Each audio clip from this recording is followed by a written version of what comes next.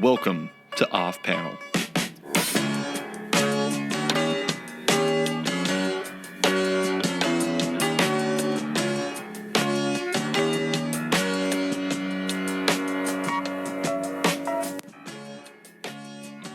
Yo everybody, welcome to the first episode of Off Panel in 2017. I'm your host, David Harper, and this week's guest is a return visitor. He's the artist and co-creator of Injection in Image Comics, as well as the writer and artist of an excellent Nick Fury Jr. story from last year's Civil War, Choosing Sides, and the artist of the backups in the early issues of DC's All-Star Batman. It's Declan Shalvey. Thanks for coming on, Declan. Thank you very much, and as your first guest, may I criticize you for starting your first podcast with yo. I start all of my podcasts with yo, so I'm a little worried about your listening habits. Say yo in your podcast before. Oh man, I'm a yo guy. That happens. Okay. But I do have to say, I have to criticize myself because that was an extremely long intro. The last time we talked, I feel like your intro was a lot shorter. Yeah, it's been a long year, man. And I left out like a million covers, I think. Something. What'd you guys do? 49? I counted, 49 published in 2016. I had a big, I genuinely had a very difficult time with Jordie afterwards because it bugged her so much that it wasn't 50. Oh my God. So she started naming all the covers we've done in the last couple of months, but my point to her is but they're not published. I'd have to hunt down every single, when I did one cover and what month and whatnot. It would just get ridiculously complicated. So all I can do is go by the year it was published. But she was, what about this one? What about this one? I'm like, no. It just drove her insane that it was 49. No, were you guys digging around trying to see if there was one you could do at the last second? You're like, could you just do a really short run publishing so we could do 50? That would be perfect. She actually did. What did she do? She the engagement card I drew her. She took that and she pasted it in there. She's like, okay, there we go. That was done in 2016. That's awesome. I totally understand the 49 though. But here's the question: if you guys, let's say you did 55, would you guys be bothered by the fact it wasn't 60? A little bit, but maybe have the even number is, it's nice to hit an even number. I think. Plus, also 50 is such a big accomplishment. 49 is just less than that. I think once you go 50, you're okay, I think the weird thing is comics have trained me to think that 25, 50, 75, 100, etc. is such an important thing, or at least old comics. And so I think in my mind, if I get when I got to episode number 50 for this podcast, I was like, I have to have a really big guest. And I tried really hard to find a big guest and it ended up being my buddy Brandon, and which is no offense to Brandon, not a huge guest for most people. But it's funny because now it's become a thing where he's on 50 and now he's on 75 and he'll probably be back for 100. So that's cool. No, I like that. And you're right, actually. It is weird because 75, 25 is big for me. And it's all based on anniversary issues. from when I was reading X-Men or whatever. Yeah. I remember what happened in issue 25 and issue 50 of X-Men, and it's fucking hell. It's crazy how comics have just programmed us. But I really do like those podcasts you do with Brandon, by the way, because it reminds me of when I was younger and reading Image magazine, and you just be like, hey, who would be cool to have on Secret Avengers, or who would be great, Daredevil or something like that. It's just fun.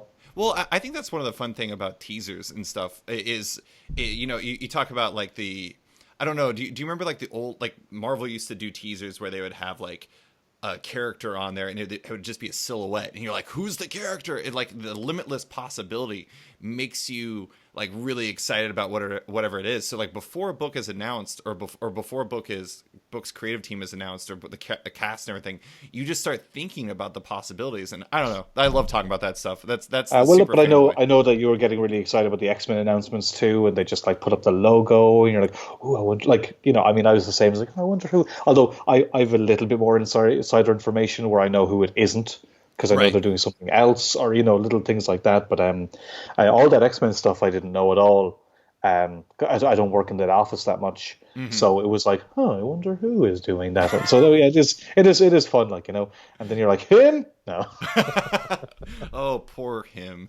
Anyways, well, regardless of our comic past, I did actually want to talk about your personal comic past because 2016 was obviously a fairly large year for you. And I want to talk about, injections pending return, your covers, more, everything like that. But in true comics internet fashion, I wanted to talk about Declan Shalvey, the writer, first. Ooh, yeah. Him. So, that Nick Fury Jr. story that you did in Choosing Sides was awesome. I think that was really great. But I think was that the first thing you'd ever had published as a writer slash artist? No, it's not. Well, writer artist. I did a weirdly. There's an editor who works at Marvel, Chris Robinson. He did this Kickstarter for an anthology about 2 or 3 years ago, and I wrote a short story for that. That Ricardo Lopez Ortiz drew, who went on to draw Kingpin, actually. That was the first kind of thing I wrote, I was paid for. And there's this old magazine called Tripwire. Joel Meadows, he did this feature called Stripwire in it, where there was some short comics. And I wrote and drew a 3-page crime thing for 2 of those magazines. That was the only time. That's the one thing I wrote and drew myself. I did it for free. We're going back maybe 9-8 years now. But that was the only time I ever really kind of wrote and drew something. After that, the drawing career started taking off. So I just kind of concentrated on that. Yeah, and it is obviously a huge change of pace going from Stripwire to going to this full story for a Marvel. I don't know. Would you call it an anthology? What would you call Choosing Sides? It's an anthology. I would say mine is a serial that goes through the anthology. Yeah. It was the line, the through line through everything. Because I think it was the only one that was actually in every single issue. But it was, yeah. So how did the opportunity to write and draw that story come together? Strangely, it was around this time last year. I think I randomly said on Twitter that I'd, ambitions for this year. I'd love to do a one-shot, a Marvel one-shot, because I know I wouldn't be able to do a series because I'm doing Injection. Right. And Wil Moss sent me an email saying, "Hey, I saw what you said on Twitter. It's so weird how these things kind of happen, But he said, if you ever did want to do something, what kind of characters would you like to do?" I was like, "Well, one, thanks for reaching out, man." I think I just listed characters he didn't work on. But I did say I loved what Brubaker did to Captain America. I do kind of that kind of grounded kind of action, intrigue, spy kind of stuff. And he was like, "Cool, just good to know." And I was like, "Yeah, no worries." I didn't give it a second thought. I just was really flattered by the email. Thought it was really nice of him. And then when I was wrapping up Injection Volume 3, and I knew I was going to be doing Batman. Wait, you mean Volume 2? I'm sorry. I was wrapping Volume 2. I knew we were going to need to take a break just because Warren had been ill and the issues were getting to a place where they were going to be shipping late, and it was getting really, really stressful. So I thought what we could do is just take a break extend the break a little, recharge, and come back strong. So then the Batman stuff came up, so I was like, great. And then Wil Moss said, "Hey, I've got this thing, I'm going to make it impossible for you to say no because I want you to write it as well." Ooh. I was like, "Oh, damn it." Because who gets to write and draw stuff at Marvel anymore? Right. The list is I think Scotty's done it recently. Carrie Andrews. I think that might be it, Nobody gets to do it. And I know it's not a big miniseries or something, but it was short enough to warrant doing. If it was longer, I couldn't have done it. But Will was so good. He was like, "What, it needs to be around this kind of length. Could you do 8 pages an issue?" I'm like, "I couldn't do 8."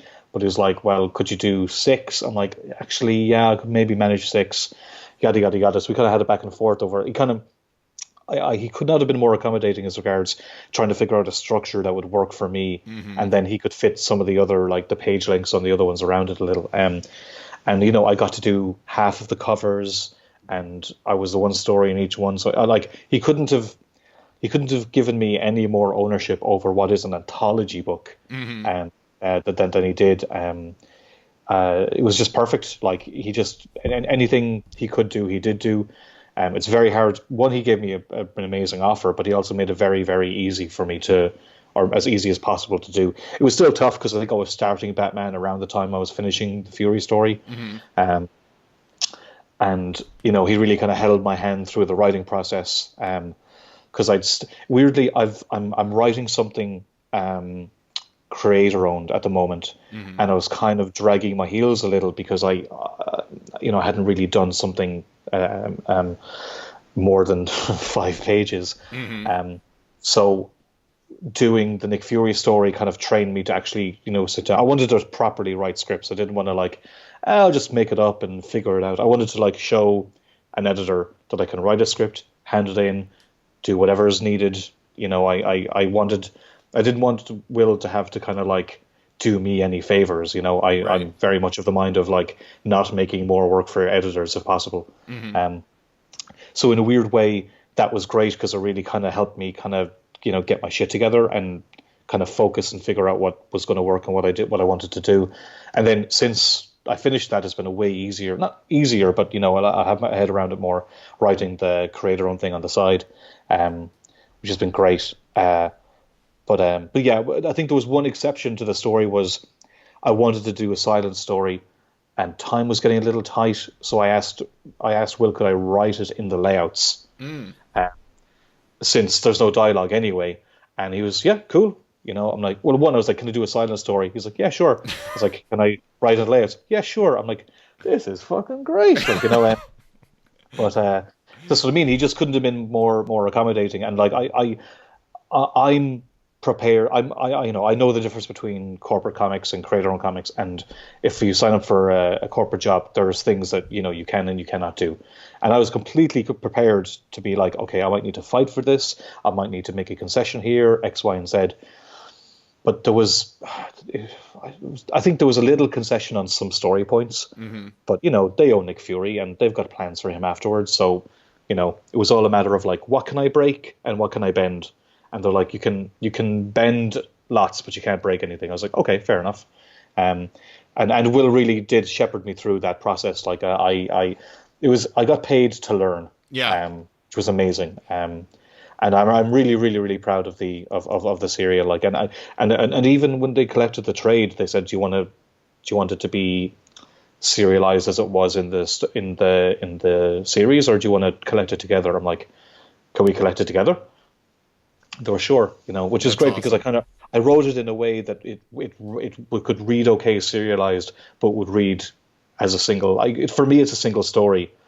I just kind of broke the short story format into different scenes. It's kind of how I approached it. Yeah, I've actually talked to some people who've worked for Marvel and then went on to creator-owned, and a lot of them describe the process of kind of working with editors and everything like that. It's kind of like, I not to totally make Wil Moss sound like something he isn't, but it's kind of like training wheels. It's kind of like you're figuring things out so you can write along on your own to a certain degree. That's not what they're trying to do, but you know, working with somebody like Wil Moss, the Comics Beat Industry Person of the Year went up yesterday, I think, and I was like the person who nominated Wil Moss because I have not heard a single bad thing about that guy. Everything I hear about him, I talked to like Tom King, I talked to Kate Leth, I talked to like all the people he works with, and everyone is so over the moon about him. And it sounds like he basically just empowers people to find the best story they can for themselves. And I think that's, given the fact that so many, you know, Marvel and DC editors are perceived as these like basically the fun police, it's kind of amazing that Wil Moss is just so impeccably beloved, more or less. Well, I mean, it's a shame about the whole eating babies thing. Besides you know, that, yeah. If he didn't eat babies, I would be like, look, the guy's the best. But, you know, but it balances out that horrible thing, you know, that he does, eating babies. He does have that stomach condition, right, though? That's why the eating babies. Yeah, sure. He has his reasons. They all do, David. But no, aside from that, yeah, he's just. Well, I worked with him first at DC actually, really? And I think he's one of the first editors to hire Jordie as well. He hired Jordie on Superman back in the day, but well, I did some covers for him, and it was a really frustrating experience. And it was never him. It was kind of like I'd ask him, "Can I do X, Y, and Z?" And he's like, "You can, as far as I will let you, but I can't there's other things to consider. But he was always straight up. So I always appreciate that with an editor. Like sometimes they can control things, and I'll never begrudge them that. But just he was just straight up, and I appreciated that. So even though it wasn't a great experience doing those covers, he was very great to work with. Still, despite the bad experience. So I think what was the first thing at Marvel? I think he'd been working with Jordie on some stuff, and she loved working with him. And might have been Magneto for her. No, Magneto was Daniel Ketchum. That was in the X-Men office. Oh, okay. Well, they did Vision together, but this would have been... No, maybe it was Vision. Maybe that's the first Marvel thing they did together. I can't quite... She's done so many bloody books. There's probably a couple of small things in between there now, but we just thought... we thought very fondly of Wil, but I could kind of... And I have massive respect for what he's doing at Marvel, because while I may not like all the books that he's doing, I can't criticize the quality of them. Right. I think there's an audience for all those books, and I think an editor like Wil is going to really have moved the needle for Marvel a lot in 3 years' time. I think that readership will have grown up, and they're going to be, have a lot more money, and they're going to be buying a lot more books. And clearly Marvel are giving Wil the space to do this stuff, but you wouldn't think the same editor of Squirrel Girl is the same editor as Vision. Yeah, and Mighty Thor and Hellcat. Mighty Thor, yeah, they're worlds apart. Yeah. But the giving people the space to, and this new America Chavez book, and this new, I think what Wil's doing is fantastic. He's growing the readership, I think, and I'm glad Marvel are giving him the space to do that. I'm just turning this into the Wil Moss podcast. Oh, I feel like all my shows end up turning into podcasts about like fan club podcasts about somebody else. Like when I talked to Chris Somney, we talked about Matt Wilson for 10 minutes because we're like, isn't he amazing? Oh my god. Well, he is amazing. But even let's say Wil, it's not always perfect. There's something. What I like about Wil is if he might spot something. And he will say, look, I think this might be an issue. I'm willing to hear you out if you disagree. And there'll be times where I do disagree and I think X, Y, and Z. And he'll be like, fair enough. Or I'll be like, yeah, that's a fair point. I hadn't thought of that. So it's never a case of just do whatever you want. You're going to hear back from him, but I will appreciate. I'll hear him out definitely, whatever he says. Some people are idiots, and you're like, oh God's sake. I'll always hear Wil out, because he's proven that. He's got good taste and he wants to do good work. Mm-hmm. Knowing somebody wants to do good work is number one, because you feel a lot of the editors, they're just jaded, or they're trying to deal with other crap that has nothing to do with you, or who knows what. And keeping the passion for wanting to do good work is tough. Mm-hmm. Because it's a real grind making comics. Yeah. It can be really easy to just whatever, just fart it out. Yeah. Well. That's amazing imagery. So let's talk about you farting out Nick Fury some more. So I was curious, what appealed to you about the idea of going, I always ever since I was a kid, I've always liked the term hyphenate, because it's you're a writer, actor, director, or you're this or that.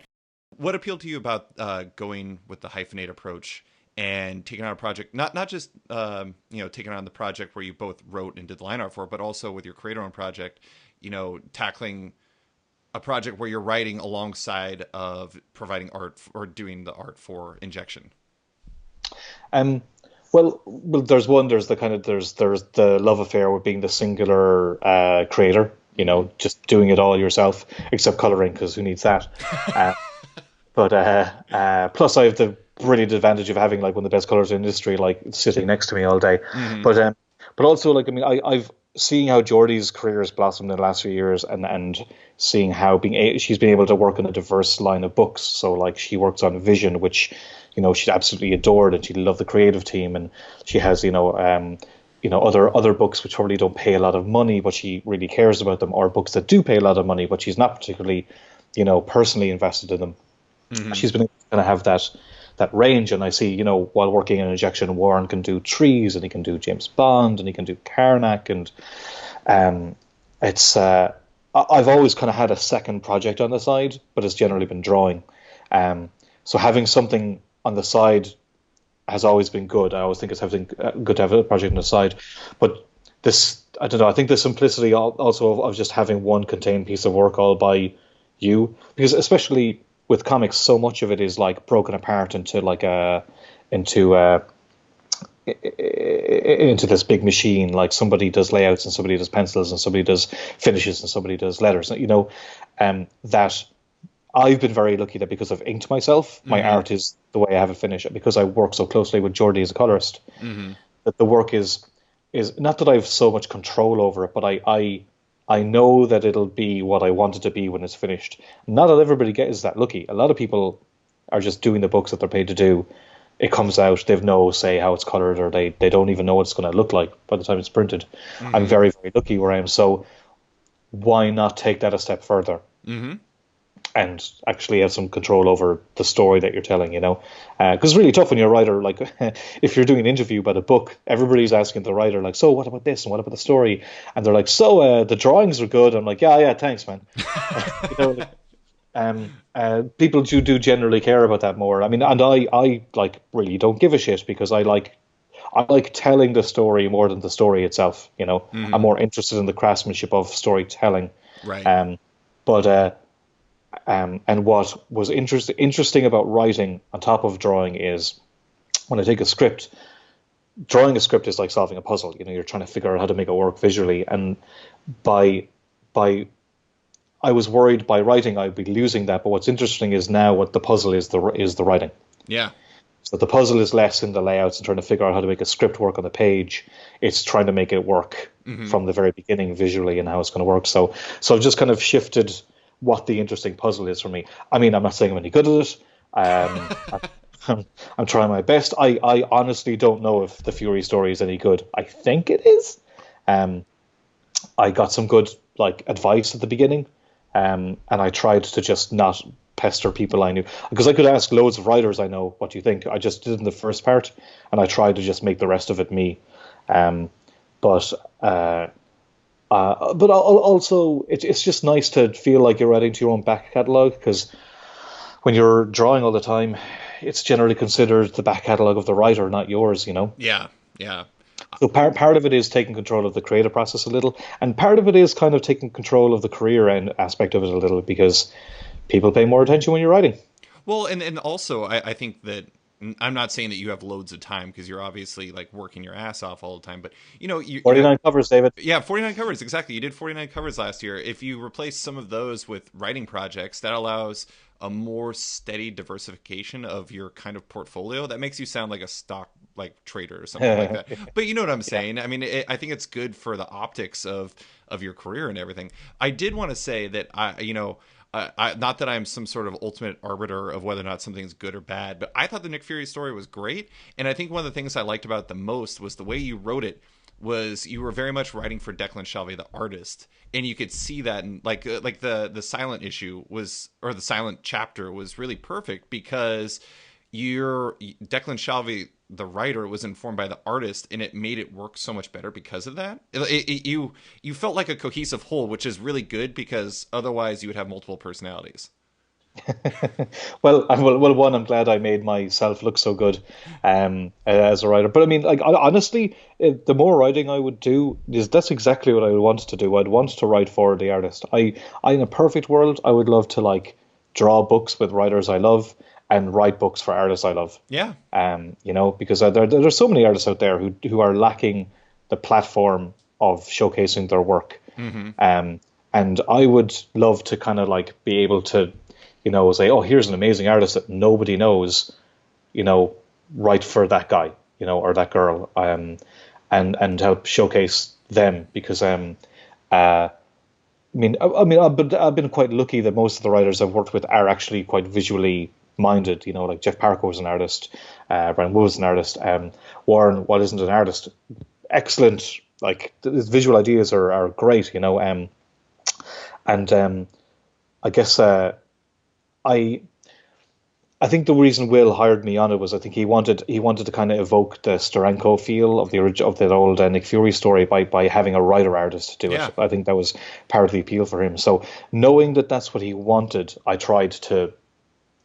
very much tried to give him what he was looking for, so give him big visual moments, but at the same time, because it's there's not much you can do in 6-page stories trying to have a visual thing around that. So the story within when he's in Alaska, to me that idea revolved around the double-page spread, because I remember thinking a double-page spread in a 6-page story is a pretty egregious use of space.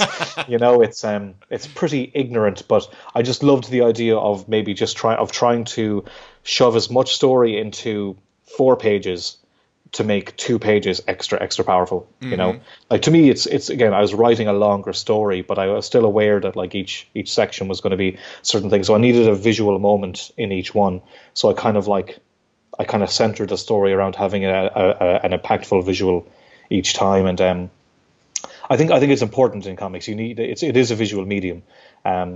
I mean, maybe I lean into. I saw some reviews, and I saw when the silent part came out, I saw a review saying all of these stories have been silent stories. Like, what? Like, there's been one. Besides all the words. Besides all the words, there's been narration through the whole thing. But I think mainly because I don't lean heavy on dialogue. I lean heavier on visuals. That's just what I like as an artist. So when I was writing for me, that's definitely what I leaned on too. Mm-hmm. I think a good example of like you're talking about the dialogue and the review and everything, and about how like it was perceived as you weren't narrating or you weren't having a lot of dialogue in there is the first chapter. You had the fight sequence that was Winter Soldier inspired to a certain degree, and I think. It wouldn't make sense if Nick Fury was talking that whole time. He's not Spider-Man. It doesn't make sense for the character to do that. So it is kind of interesting when I think people look at comics from a, everything being equal standpoint rather than having things stand out on their own, because it just wouldn't make sense to have Nick Fury act like that.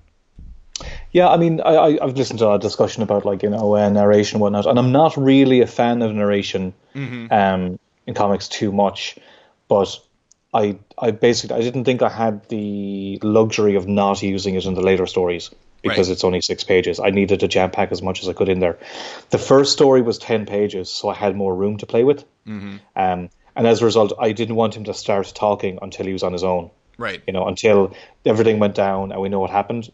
So he starts talking in the last page of that issue, and he starts to articulate what he's thinking by making it a mission log.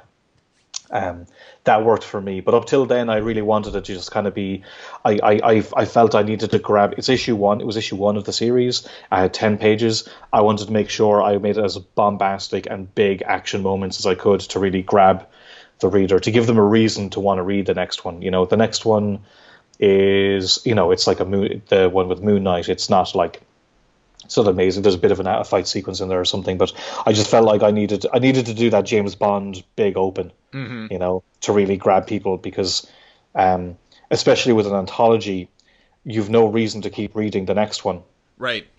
Because it's going to be a different story, except in this case because that story would continue. So if I was going to be the only reason you might continue, I mean, anybody who's reading anthology is willing to read anthology. Right. So that's fine. But by having the story that went through, I would be the only thing that would make you think, well, 1/3 of it is going to be this. Do I want to keep reading it? So I felt I had to kind of just really, hit the reader hard with some kind of cool moments and big visuals. Mm-hmm. I think that one thing that's, you mentioned the two-page spread earlier, and about how it's kind of funny that wasn't a 6-page comic, but I think the important thing for any anthology story is you have to, especially one that's serialized, is you have to have a point of impact, something that really resounds on the reader and makes them want to come back. And I think that, while it doesn't make, it seems on the surface kind of weird to have 33% of the comic set to one silent 2-page spread, it makes a lot of sense from the fact that that's something that's going to stand out because it's so unexpected and it's so potent. Yeah, that's what I was thinking. I was thinking this is one, I didn't think they'd let me do it. So I just, when I sent the script in, I'm like, look, I realize you're probably not going to let me do this, but hear me out. Mm-hmm. And it was fine.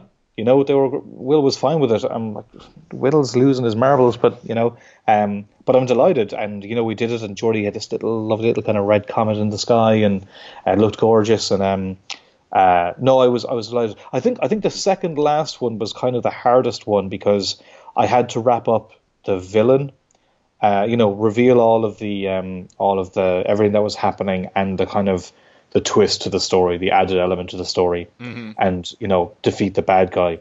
Right. Because essentially the last story is wrap up. But then with the wrap up, I had to think of a visual moment to keep that interesting, even though the story is kind of over, and economical ways to kind of like get information out there. So there's the head that has the hologram with all the files. There's the eye patch. To me, the eye patch was a good visual thing. Where you can tell a lot with the eye patch because it's so identifiable with Nick Fury. You don't need to go into what this means all the time. So I think wrapping the story. Also, I was aware there was going to be a Nick Fury series starting up. But I didn't know how it was. Like, Will was great with me. Like, he'd let me know what was happening. I think I was over for New York to do a signing for issue 1, and he's like, just to let you know, there is going to be a series, and I'm not sure where James is going to start it from. So I had an ending in mind. I had to change the ending a bit to make it work, but it didn't break the story. It was still, knowing that there was going to be a series meant that I kind of like gave myself one of two different endings. And by the time I was writing the last chapter, I knew which way I could go. So I was able to wrap up the story in a satisfying way without having to kind of like cut it off at the knees, Yeah. And I got to draw in that Easter egg of the creative team. That was so great. I think it's funny that like I'm never trained to like look for Easter eggs like that in Marvel or DC comics or anything like that. And I love that you did that. Now I kind of feel like I need to start looking for things. What else am I missing, Declan? Well, I mean, look, I'm sure I told you this before, that there's in Moon Knight, in the issue where he's fighting everybody in the building, there's graffiti on the wall that says, oh crap, what was it? Can't even remember the name. Who's the guy who directed The Raid? Oh God, I don't remember what his name is. Gareth. It's Gareth Edwards. And on the wall I'd written Gareth, and people were like, oh, that's a nod to the director of The Raid. Total fucking accent. Like, total. Like, I was looking at photos of the abandoned buildings, and I saw one that said Jerry, and I was writing Jerry because of what the reference was looking. I was like, no, don't write Jerry. And I just wrote Gareth just to come up with something different. So like, zero thought gone in there. Like, and it's like, so I don't know. I think if you're looking for Easter eggs, you might find stuff that's not really there. I think that's most people would know, I think that's the case for most of my writing or reading habits. I like always like presuppose things that weren't actually like in the minds of the writers or the artists. But I'm curious, like, so you were talking about how the problem solving of writing was actually kind of the surprisingly difficult part about this. How difficult was it transitioning from being, Declan Shalvey, the problem solving writer, to Declan Shalvey, the problem solving artist? Did you have any split there, or is it pretty seamless? No, I mean, it was terrifying. It was terrifying. I think I told Warren I'd be doing it because I wouldn't be doing ejection for a little bit, and he gave me two. It wasn't even advice. He just wrote two sentences, which totally changed how I was going to think about it, but it just gave me a touchstone to jump from. Which was great. One was, he said that artists tend to overwrite. Look at what Frank Miller did on Sin City, and once he said that, I was looking around at a lot of, not everybody, but a lot of artists who get to write, and words upon words upon words upon words, and I kept thinking, this might be a case where some colorists won't use white because they feel like they need to kind of, they're not putting stuff down there, or why a lot of artists would put a lot of detail into panels because they think that means it doesn't have value if it's empty. I think maybe a lot of artists, because maybe they're insecure about writing, they put too many words down the page. Sure. So, and I see it more than I ever realized until Warren had said that. So I made sure that when I went through my script again, I cut out a lot of it. Cut out a lot of lines, got rid of stuff that was maybe a bit iffy. I'm like, no, just get rid of it. And that was great, like, because I not pride myself, but I think I'm very economical as an artist. I know where to put work in and where to leave it out. So I found it interesting that like my work as an artist helped me figure out like ways and how I wanted to tell the story. He also recommended Walt Simonson and Archie Goodwin's Manhunter serial. Mm. For where I actually didn't know about it. It was in like a Batman years ago, but it was a serial that ran as a backup story basically, and I think there was something like 12 short stories. But I mean, I was looking through that, and it was way too like there's like 16 panels in nearly every page. I'm like, I am not doing this. but there were basically each one was an adventure in its own right, which made me think, well, if I can make each short story a different mission, that's kind of a way I can kind of structure the scenes, you know. Mm-hmm.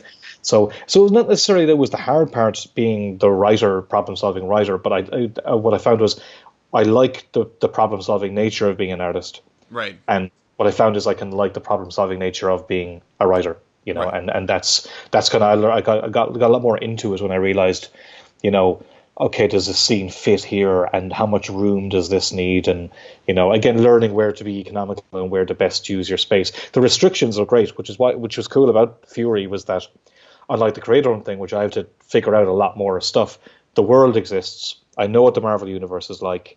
You know, there was a version of the first story where Ms. Marvel showed up, but that didn't work, so I had to get rid of it. There's, you know, there's all these different kind of ways in which you're like, will this work? No, get rid of this. But that was the fun thing, and knowing the world of Marvel Comics and knowing that there is a character Nick Fury means I don't need to tell you who he is all the time. Mm-hmm. Most people know who he is, you know.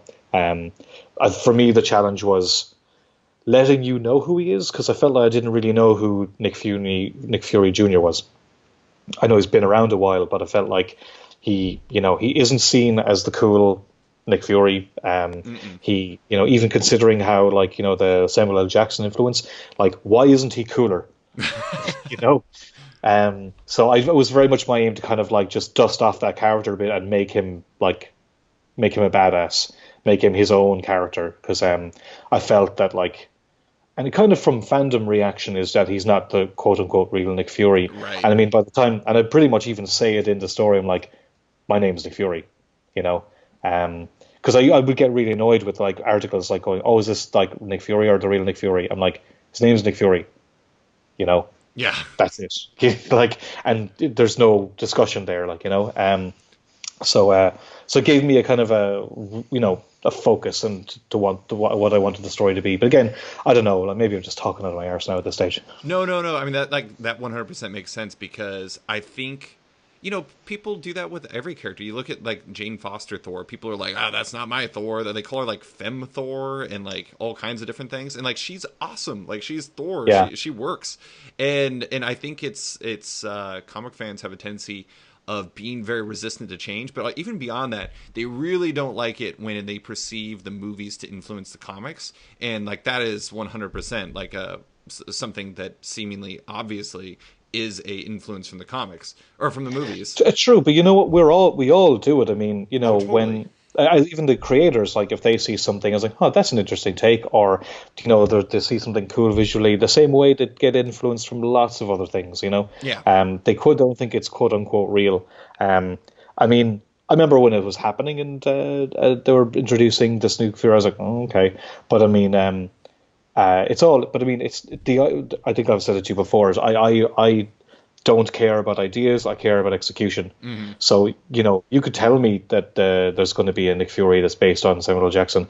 It's not a bad idea. It just depends how you do it. Right. You know. Yeah. I mean, that's the thing I liked about what you did is you made him just really freaking capable. Like, that was the reason why I liked him more than I ever had before, is because this was the first time I really kind of perceived Nick Fury Jr. as this super badass and this guy who kind of could wreck things if he wanted to. He felt more like, you know, OG Nick Fury than ever because of that. Good. Yeah, no, good. That's good. Well, he's also so high up. I mean, it doesn't really make sense that he'd be so high up in the organization. unless he was capable. And I don't really feel like, no, I haven't read every single comic that he's been in, but I haven't really felt like we saw that. So that's what I wanted to do with him, you know. And I had a certain amount of space to do it, and I got to do it. And again, you know, I very much wrote for what I wanted to do, but also the format of what the story was and what I could do with it, you know. Yeah. If it was a 6-issue miniseries, I'm sure I'd have to treat it somewhat differently. But although I think they're doing done-in-ones. I think I read that interview with James Robinson. I think that they're all like standalone issues, maybe like similarly what we did with Moon Knight, which I think is a great idea. I think so too. Yeah. If anything, that's like it's similar to the short stories being like their own little thing. I think that could work really, really well. But yeah, I'm gagging to see how that book turns out. I think it's funny. Like, I'm not saying this is a bad thing in any way, but it is interesting how you have like you kind of have your babies, Declan. You have Nick Fury Jr., you have Moon Knight, and it's like I like seeing how you're still kind of like this proud papa who watches his kids all grown up. Yeah, I guess so. Well, I mean, yeah, no, you're always going to be attached. So, I mean, in a weird way, I wasn't attached at all to Nick Fury when it was offered to me. If I was offered Daredevil, I'd probably freak out because I love that character, you know? Right. Because I didn't know too much about Nick Fury. I was aware of him and I'd read a little bit of him, but I didn't care. Right. I wasn't invested. It made it a lot easier to kind of like have an approach without any kind of blinkers in the way, you know? Yeah. You know, if I was writing Daredevil, I'm like, okay, well, considering my Irish background, is that something I would want to investigate in? What about the Catholicism aspect? You'd have all these things, you know, like big ideas in the way. But because Nick Fury was like a character with not a lot of history, was relatively recent, who, you know, if I shaved his goatee, people wouldn't be like, no, this isn't what, you know, he was already an underdog, which made it very easy to just kind of like play with in a way that wasn't going to upset too many people and hopefully kind of get some people on board. But yeah, I definitely want the character to do well now because my aim was to kind of make that character more accessible and interesting. I was told a quote recently. It was Kieran Gillen told me this quote from Scott Snyder that I thought was really interesting. And he said that the difference between for hire, like, you know, work for hire comics and create our own comics is work for hire comics. The audience cares a lot, but you have to find a way to make yourself care. And create our own, you care a lot, and you have to find a way to make the readers care. And I thought that was a really interesting premise, and it kind of sounds like what you were going through with that. Yeah, that's interesting because you all with work for hire, generally, there's already an expectation of who the character is, right? And you've got to have an approach that's maybe different or something that people find interesting. But you're right. Whereas, like I said, I'm doing this little thing on the side, and of course, that the difference is I do need to establish this world. I do need to establish these characters. I need to do all the legwork that was previously done for the Nick Fury story. I could come in page one, we know who he is. I didn't, you know. That's a good way of looking at it, actually. So that old Scott Snyder. What's he up to these days, anyway? I don't know. I think he's just taking a lot of naps these days, something like that. Okay. But so how much, you know, you're doing your creator own book. How much do you think scripting for someone else is changing things for you? Like, how different is that rather than like, oh man, I know the artist really well. I know exactly what he wants because he's me. How different is that for you? Yeah, it's pretty different. I feel more that I'm like, well, I'm not gonna. What I really loved is I was talking to Jeff Parker when we were working on Thunderbolts, and he said, and I didn't notice it, but he'd been giving me lots of backgrounds that were easy to draw because there were like 12 characters on every page. You know what I mean? So he knew that was a lot of work. So he saved my ass by like they're in the desert or. They're in an underground cave, or he just gave me locations which wasn't going to be New York City streets, right? So that he knew there would be work involved, but it wouldn't kill me. And I very much do that with Nick Fury. The first issue, he's in the desert. Like the second one, he's in the earth, like he's in the snow. Little things like that. But I feel bad. The thing I'm writing has a lot of cars, and I hate drawing cars. But this guy's really good at them, so I'm not too bothered. But also I'm writing a scene where people are talking in a car, which is like really hard to do. But at least when I'm writing the scene, I know that the first person talking should be on the left-hand side. So whatever way I have the scene play out, I'm not going to change the 180-degree rule. Right. You know, it can be broken, but you know, generally as an artist, you're trying to figure out how it's going to work on the page. But I feel that at least when I'm writing it, it'll be easier on the artist because I'm already kind of solving that problem for him. So it doesn't. I'm not screwing him over. You know, I'm actually being a little looser script wise because when I was working on doing the script for Marvel, I wanted Will to see that I was taking it seriously and writing it properly. I'm still writing scripts for the creator thing, but I'm being a lot more loose as regards, you know, this is 6 panels, but if you want it to be more, that's fine. It's up to you. Like, he has a certain style. I wrote a splash page, which is just an establishing shot, and I got it back, and there's all this stuff in there that I didn't put it, suggest. And so, if anything, I'm kind of like playing it a little bit looser because I love seeing what he does. Whatever he adds has made it better. Yeah. So I just like seeing that. I should probably stop talking about it, actually. Well, I will say that that's one of the interesting things. Like, you talk about you talk about writers who have like artistic backgrounds. Like, a great example is Rick Remender, and you look at his stuff, and he has a you always kind of feel like he gives his artists like a lot of room to do what they see best. Like, a great example is Wes Craig on Deadly Class, and I feel like that book wouldn't be the same with any other artist, and it probably wouldn't be the same. No, obviously, no it wouldn't way. be the same with any other writer, because he's the one who's yeah. But I mean, I kind of feel like he's given carte blanche to do what he sees best, in part because maybe Rick is writing more towards giving Wes that freedom. I can't really speak to their creative process, I guess, but that's just kind of what I take away from reading. Yeah, I know both those guys, but I don't know how they actually work. But I'm sure it gets looser as the series has gone on. Yeah. I'm sure that like they figured out their rhythm by issue 2 or 3 or whatever. And I'm sure like I'm different with Warren, where actually he writes pretty tight scripts, and I draw to match them pretty tight. I like that. I actually like working with them, sticking with the script as much as I can. But I'm sure like they've clearly got a good flow. Like, they're on issue 29 now or something. 26. 6 could be. Yeah. But yeah. Sorry, I forgot what your question was. No, it wasn't really a question. I was just saying Wes Craig's awesome, basically. Yeah, I agreed. I very much agreed. Yeah, I think Wes is brilliant. I've done his stuff on like Guardians of the Galaxy when he was doing it. Yeah, no, I was suggesting him for books at one stage, and nothing was happening, and now he's doing this Deadly Class book, and everything's changed. I couldn't be happier for him. Yeah, it's awesome. Now, speaking of how everything has changed, I'm curious, do you feel like, and this is the last question about writing I'm going to ask, but do you feel like the perception of you as like a professional amongst industry professionals and fans has slightly changed at all since you became a writer artist on Fury?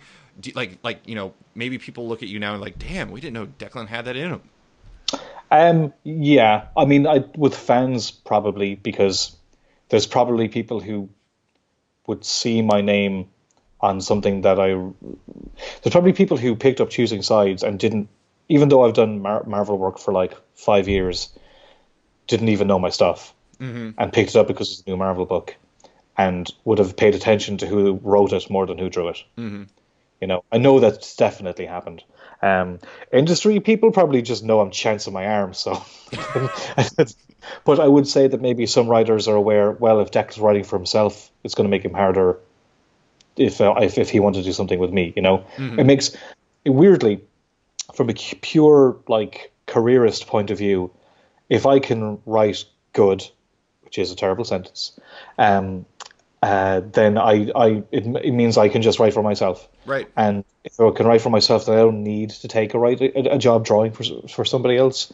And it just makes me more unattainable for other people, which is only good, because the more accessible, the more available you are to people, the less they appreciate you in a lot of ways, Right. So I only need to draw something I really want to draw.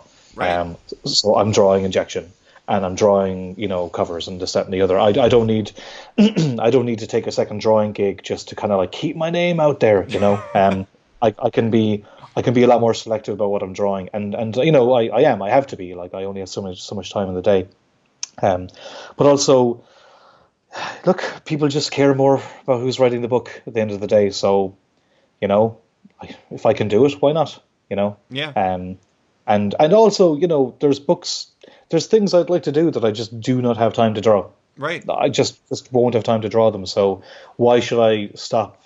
Why should I let that stop me from telling other stories? If I can write them, but I just don't have time to draw them, then why not write them and have somebody else draw them?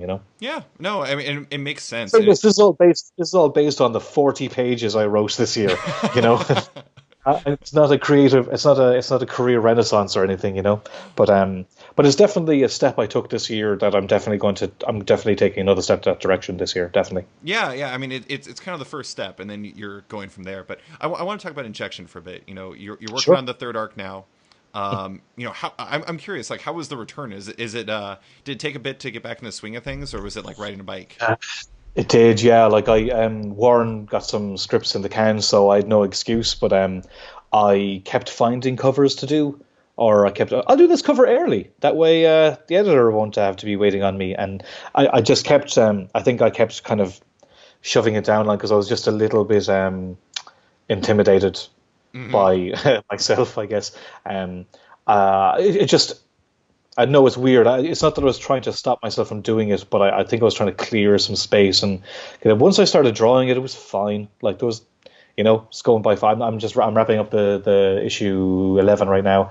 No big deal. I know all these characters. I know what I'm doing. I think it was just kind of starting up again. Weirdly, I realized this will be the first full issue I've drawn since like May of last year, because between Batman and Nick Fury, it's all been short stories. Collected, the bigger story, which is great. But I haven't drawn up to past issue 10 on page number 10 on anything. Once I finish this issue now, I'll finish a couple of days. I'll have that wonderful sense of satisfaction of finishing a complete issue. But also I want to get the story moving. And I'm hearing from a lot of people who are like, oh, I can't wait for it to come back, which is great because like Injection isn't one of the biggest, hottest selling books there is. I know it's got an audience, and knowing that the audience are eager for more without being angry with me is good. But like Warren's written half the arc now, so I feel much better once I'm a couple of issues in. So far so great. I'm like I'm just drawing lots of rocks and grass and. And of course, mouthy, sarcastic characters, which is great. But definitely, it's. I mean, the cool thing about each volume is that it kind of shifts from character to character. Yeah. So in a way, it feels like I'm drawing a new book. I'm not. I mean, it's still identifiably Injection, but it just feels like a new start every time I'm doing a new arc. Mm-hmm. I can't believe I'm going to say this, but I'm definitely going to miss Vivek as the focus. That dude was great. Yeah, I don't think a lot of people will. Again, that's the thing is people are like, oh, who's your favorite character to draw from Injection? I'm like, once I'm kind of drawing one, I get into it. Yeah. So, when I'm drawing Vivek, he's my favorite, and when I'm drawing Winters, he's my favorite. And I will admit, I'm liking drawing Roth because he's just kind of the coolest looking one with the hood and the black outfits. The rest of them are so kind of archetypal. Mm-hmm. They're not as visually kind of distinct, Vivek wears a suit and Winters wears a suit, and Maria, similarly kind of professional-esque attire. Robin is, I say maybe Robin is the only other one that's more fun to draw because of he'll wear jumpers and he's getting more kind of hairy as he goes along. But I am enjoying the coolness of Roth. She's every time I draw her, I enjoy it. But so far I think. I've read issue 2 script, and it's only Roth and Bridget who you see. Mm-hmm. But it's good because then when you do see the other characters come back, it's way, I think it's interesting. I bet, as a reader, when I was reading the second arc, I was just like, I'm all about Vivek now. This guy is my guy. And now I bet you were kind of the same way. Did you feel yourself as an artist just becoming more invested in these characters as you're kind of digging into their world and getting a little bit more in depth about them and kind of figuring out some of their idiosyncrasies and things like that? Yeah, definitely. I mean, because I got in on Maria early because she was the first character, and I've drawn so little of her since. Yeah, I think she's in 3 pages of volume 2. Mm-hmm. So I mean, it's kind of tough because you kind of when you're drawing one character a lot, you kind of get the swing of drawing the character, and then to switch back and draw another one that you're familiar with, but haven't drawn in a while, you're trying to self-reference. Although the challenging thing with Injection is because it hops around time-wise. I shot myself in the foot, but I wanted to try it, was making them look different. Different haircuts or different kind of, Rob's facial hair gets different. Vivek looks exactly the same. But, I've made a point of giving Roth a different haircut, a completely different haircut in every flashback scene, because I I like the idea of her when she's younger. She just keeps changing what she looks like, you know. Oh, makes sense. And Maria as well, having gone from like kind of very refined looking to kind of like post psychotic episodes. Oh yeah. She's slowly now. I'm kind of drawing her back in nicer clothes because I'm trying to show her getting her shit together, you know. Do you feel like? Oh, sorry. Go ahead. Oh, sorry. You know, the flashback scene I drew in issue 11. I just made Bridget bald. Well, that makes sense to me. I'm curious though. Do you feel like, and this might be like one of those things that's just like impossible to discern and sounds like a good question to ask, but do you feel like jumping into, you jumped into Fury World, you jumped into Batman World, and now you come back to Injection? Do you feel like it's obviously you're not going to like all of a sudden draw like Robin into one of the scenes or something like that, but do you feel like it kind of influenced, like kind of changed the way you're like looking at Injection, taking a break and working on other projects for a bit? It's not changing Injection. I think what working on other projects helped me do was after 10 straight issues of Injection, there's a certain restrained approach I have to that book. Mm-hmm.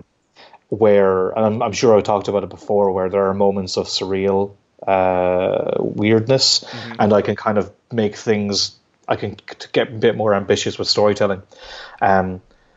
Whereas I was concerned, like, should I switch it up? Should I make this more bombastic? Should I do X, Y, and Z? And what I like was that I kind of got to take that out on the superhero stuff. Yeah.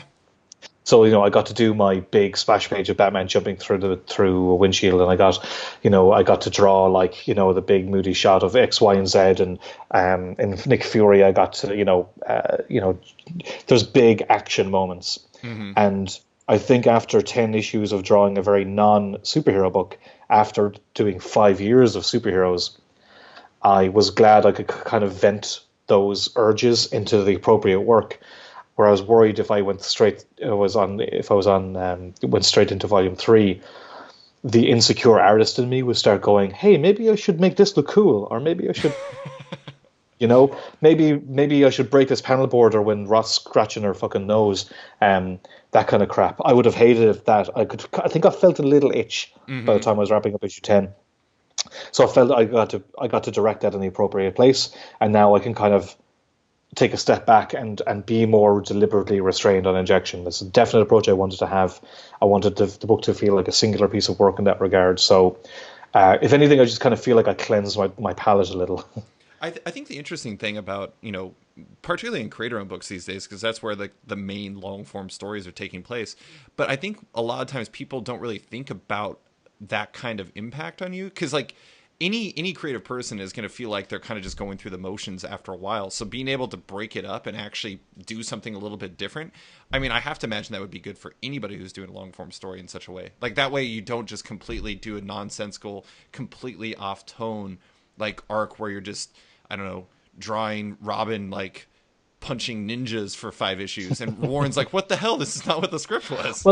Well, I think it kind of helps keep you fresh as well at the same time, because I think sometimes when you're drawing the same characters over and over and over again, you might get a little bored with them. Yeah, sure. And now, if this is a Vertigo Go book 10 years ago, what would have happened is somebody would have filled in for me by now. Right. Or there'd be a few inkers doing X, Y, and Z. I'm very grateful that at Image we have the control over the work where I can stop and I can start again and feel that it's exactly where it is. In 2 years' time, when somebody reads all of Injection, they're never going to know, because I feel that, what happens with some is that the art starts to lag a little, or, shortcuts are starting to be made, or, and I'm certainly, learning to be a little bit less precious with Injection on some things, like, as, static repeat panels where I used to want to redraw it all over again. I've got to be realistic and, make some concessions here and there, but I want this to be a piece of work that I'm proud of in 3 years, not something where I'm like, oh well, that was a job, Yeah. Which it isn't. I mean, it's not a job. It's my livelihood, yes, but it's your baby. It's my baby, and it was my one shot. I mean, like, maybe I'll be lucky and I'll have other shots, but this could be my one shot to tell a long form. Like, so I'm drawing at issue 11. This will now make it the longest. If I do issue 12, when I do issue 12, it'll be the longest I've ever been on a book. Wow. I did when I added them up, I did 12 issues of Thunderbolts. Yeah, that's what I was thinking it was going to be. Yeah, but that was that was like two issues here, 3 issues there, 10 pages here. It was all interspliced. But when you add it up, it's about I think it's like 12 pages. So once I finish issue 12 of Injection, that'll be the longest run on a book, and I'm drawing comics 10 years. I feel like that says a lot about where kind of comic artists are today in a weird way. It's just hard to do sustained runs these days. It's harder because of many reasons. I think double shipping is killing creatives at the knees, but also the level of quality that's expected from the readers is super high. If you're reading Black Science and you're reading Black Widow and you're reading Southern Bastards, those books look fucking gorgeous. And if a book doesn't look amazing, then why would you want to pick it up? Right. So the demands are just from pure workmanship. It's just going to take so much work in order to make these books look good. Keeping that level of quality up is tough. It takes time, and time is a resource we don't have a lot of. So yeah, it's pretty goddamn tough. Like I think Chris doing like I think the book's wrapping up, but when it's finished, they'll have done 12 issues of an amazing series. That is not easy. And name another book that's had 12 the same creative team, A+ artists, like amazing creative team for 12 issues straight. I think the funny thing is most of the best examples are Tom King books that have an artist step out for an issue. Like, Gabriel Hernandez Walta stepped out, so Michael Walsh stepped in for one issue. Yeah. I think the only example is... But still, wouldn't you... I mean, and it's nothing against Michael at all, but wouldn't you prefer it all be Gabe? Yeah, absolutely. And then again, it's no slight on Michael at all. It was vice versa. If Michael had done more of the issues and Gabe stepped in for one, it's just... I personally just want singular pieces of work. I just want to buy a book that's going to be feel consistent throughout, because I just think the experience is better. I think you've got those great examples of like have a great fill in to keep the book, to give the artist a bit of a breather, sure, and that's great. But I mean, ideally, it'll be the one person. I think it is interesting when you look at, we actually recently talked about, off the record, we talked about some X-Men books and stuff like that. And you look back to the most beloved run of X-Men ever, which was, Claremont and John Byrne. And, before that there was Cockrum going for a while. Claremont and Byrne was like the big one for most people. And you look at like some of the recent books, and I'm a huge Uncanny X-Force fan, but like that, Remender with Opeña and with Greg Dicchini and with, God, I'm trying to remember who else was on that. There was like a bunch of different artists that was on that book. Albuquerque did a little bit. Oh yeah, Albuquerque did a bit. Yeah. No, you're right. There was a murderous row of great artists on that. Esad Ribic. Yeah, loads. But I mean, it is interesting because you look at it and it is kind of like, well, all good art, it is kind of all over the place visually, and it's kind of fascinating, interesting to think about, like, what if that had the same treatment as like, an Astonishing X-Men, where Cassidy and Whedon were able to do their entire run. And I don't know, I mean, it is fascinating to have that. Well, also, like, I mean, so we just had to try and name loads of great artists, okay, who were on that book. Yeah. So it was tough to try and remember all those names. Right. So it's easier to just say Remender's X-Force. I know. And that just makes it like just go all the more. I mean, and we're trained to do it. I mean, it's not like it's a mad conspiracy by Marvel or anything. It's just that like they're trying to get the product out. Mm-hmm. But I mean, that's why I did it. I did it on Batman. I did the short stories. It was John Romita Jr., Scott Snyder. That was the main draw. And yes, I did the backup because it was cool to do. And it was one of the biggest books of the year, and I don't regret it. It was great to do. It was a cool experience. Brilliant. But I mean, that's my exception, Mm-hmm. And even the Nick Fury thing, the only reason I did Nick Fury is because I got to tell a whole story. Mm-hmm. It's in an anthology, but like that's the only way I could do that. I couldn't do 6 issues. So I managed to do a singular bit of work in something much bigger, but like that's it now. From now on, I'm not doing any more like small parts of an arc that are a bigger thing, because if I do something, I want it to be writers and Declan's whatever it is, Mm-hmm. And the only way I can stop people from like Thunderbolts, I'm so proud of Thunderbolts, but I mean it was Kev's as well. Mm-hmm. And most people will just say Parker's Thunderbolts because Parker wrote it all, and he did. He did write it all. But I wasn't in a position then when I can do anything about it. Now I am. So I'm just going to do singular pieces of work and know that when I finish a book, I can put it up on the shelf and it'll say Shalvey along the side of them, just with the writer. And I'm lucky that I'm fortunate. I can make those decisions now. But it's tough because if you're starting out right now, your options are kind of limited. Yeah, absolutely. Well, actually, that is a perfect transition. I just have a few more questions for you, and I wanted to ask about another Proud Papa situation for you. The Red Cube Studio, your studio with Jordie, had its first graduate of sorts get his own first gig. Your former apprentice, and I'm gonna try to pronounce it right. I may butcher it. I apologize in advance. Is it Owen Marin? That's it. Nailed it. Okay. Nailed it. He's working on Sons of Anarchy Redwood Original. Are you a proud papa for Owen? I am a very proud papa. Yeah.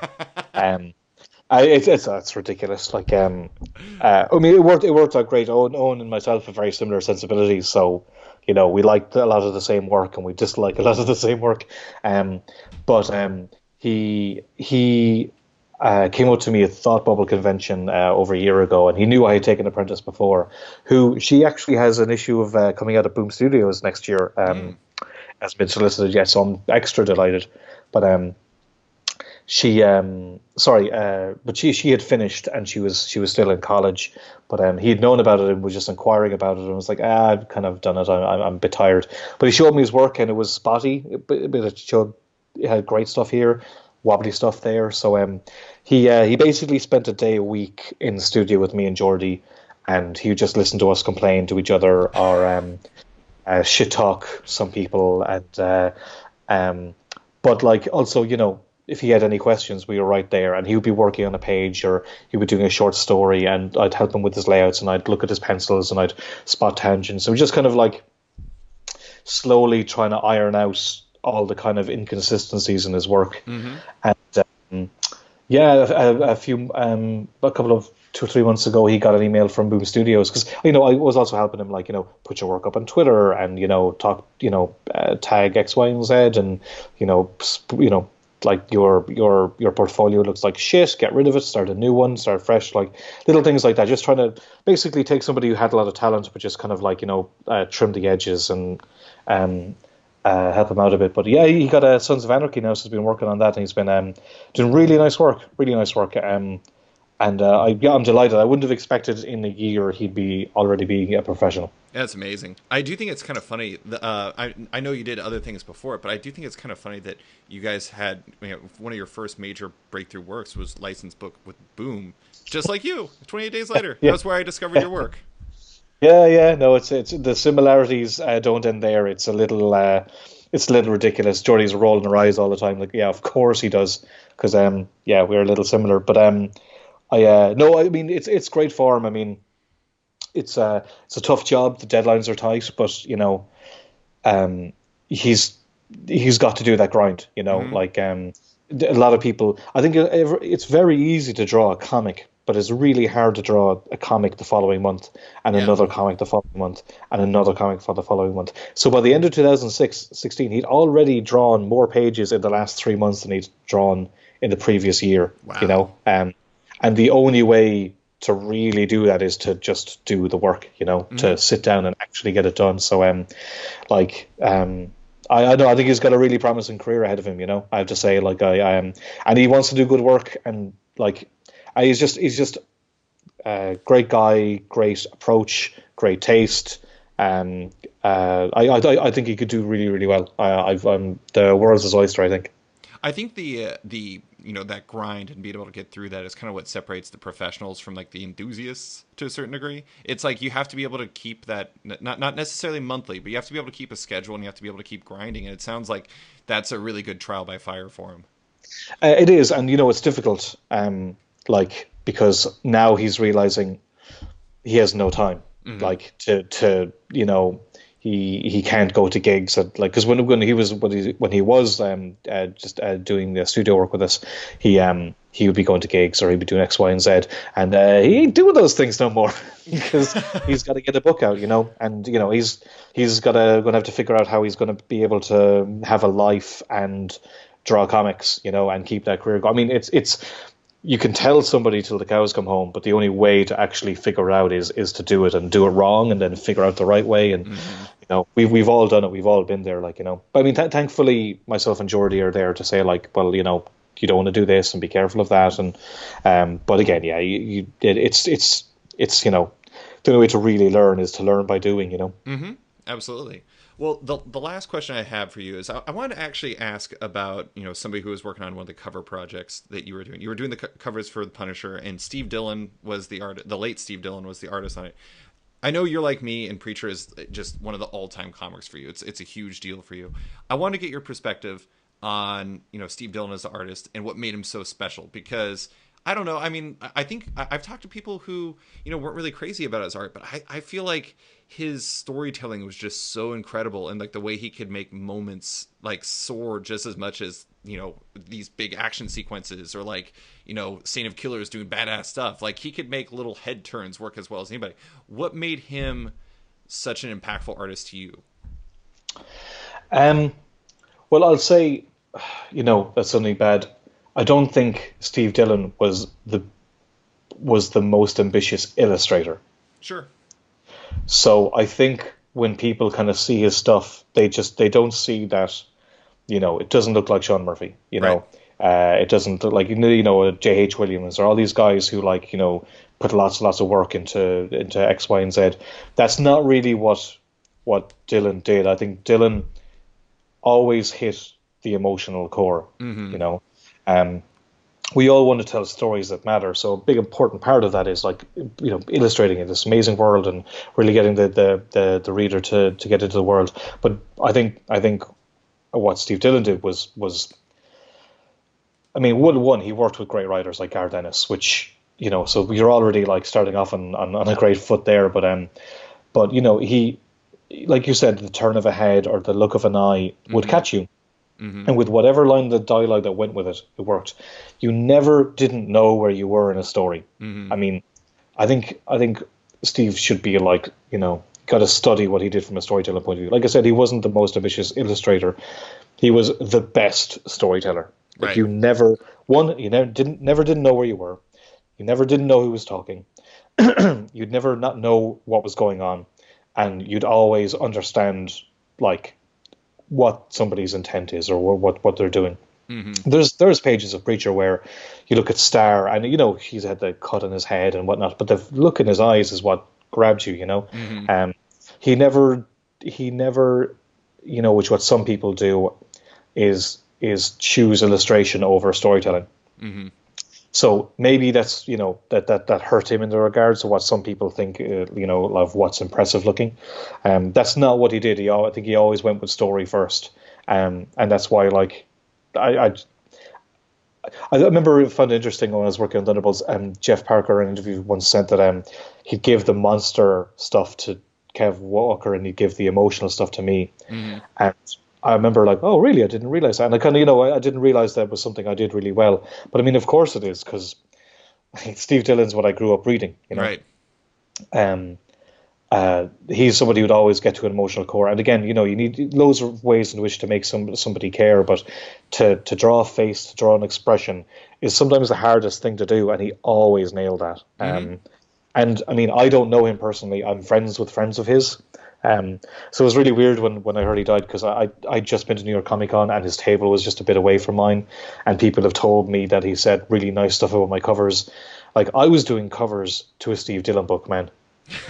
Yeah. I grew up and was Glenn Fabry doing that. It was I don't know, I'm in a weird place because I'm actually quite emotional about it, even though I don't know the guy. Mm-hmm. I'm sad for his friends, I'm sad for his brother, and I regret not going up and at least saying how's it going, pleasure to meet you. He was just a few feet away from me. I just didn't have the balls. to go up to him. I have a weird thing. Like, there's artists who are big names I talk to no problem, but there's people who I respect in personally. They mean a lot to me, and I just have a really hard time approaching them. But I do regret that. And when I heard he died, it really freaked me out, because I realized I would be doing the cover to the last Steve Dillon book. Yeah. Which is in a graveyard. Oh god. Yeah. Which, I don't know, from what I know of him, I think he probably would have gotten a laugh out of it. But probably, yeah. This is silly. I don't know if I should be saying it, but it's my birthday during a week, and for my birthday I'm going to go on a pub crawl. Yeah. And I'm going to do the pub crawl that Gareth and Steve drew. John Constantine. I don't know if you ever remember this issue of John Constantine where he lands in Dublin and he goes on the piss with the ghost of his dead friend. And I know Steve lived in Dublin for a long time, so I assume he was living there at the time, but you can see all the names of the bars that they go to. Yeah. So I'm going to go, me and a couple of mates, we're just going to go and just have a drink in all those bars. That's awesome. I know it's stupid, but I always wanted to do it. And I know it just kind of feels kind of apt. Yeah, it sounds really apt, man. And I'm envious. I wish I could go with you. That sounds like a lot of fun. And it sounds like a really great, I don't know, not that you're necessarily doing it specifically as a tribute to him or something like that, but it is kind of a fitting, move to do. And I think that's amazing. I had no idea your birthday was coming up. Happy birthday, or happy early birthday. Thanks. Hey, my birthday's right around the corner too. We're both Capricorns, man. Okay. That's why I got the connection. What age are you turning? I'm turning 33. Oh, 35. Ah, God, we're getting too old for this shit, Declan. but anyways, that's actually all I have for you. Thank you so much for chatting with me. I really appreciate it. I appreciate you talking about all this stuff with me. But yeah, I appreciate it. Oh, thanks, man. Well, anytime, I'm always happy to talk to you. Thanks for listening to this week's episode of Off Panel with artist and writer Declan Shalvey. You can find Declan on Twitter at Declan Shalvey, on Tumblr at dshalv.tumblr.com, and his work and injection at Image Comics. Don't forget to like the show on Facebook at /sketched, that's SKTCHD, follow it on Twitter at @sketchcomic, or follow me at @slicefriedgold. Want more from Off Panel? Subscribe on iTunes or Stitcher, and give the show a rating or review while you're at it. A quick thanks to the band Wolfpack, whose excellent track Outro from their album Volmilch opens and closes the show now. Give them a listen as they're totally rad. Thanks for listening, and tune in next week for another episode.